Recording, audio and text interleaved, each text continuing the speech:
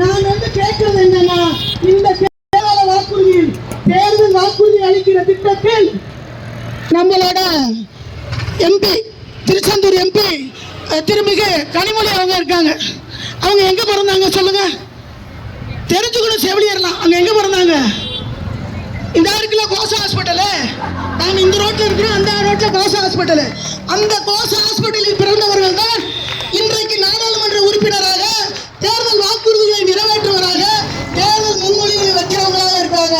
அப்படிப்பட்ட நீங்க யாரை கூப்பிட்டு பேசிக்கணும்.